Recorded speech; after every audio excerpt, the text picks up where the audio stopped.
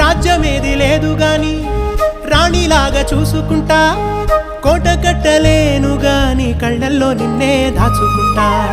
రాత ఎట్లా రాసి ఉన్నా ఆ మార్చి నీతో రాసుకుంటా. స్వర్గమంటూ ఉన్నదంటే అది నీతోనే ప్రతిరోజు పంచుకుంటా. నిన్ను గన్నవి నాన్న కన్నా అల్లారు ముద్దుగా సాదుకుంటా. నీకు కోపం వస్తే కొంత దూరం ఉంటా, నువ్వు గీత గీస్తే నేను దాటనంట. కంట నీరు కంటి రెప్ప దాటకుండా కాటుకై కావలుంటా.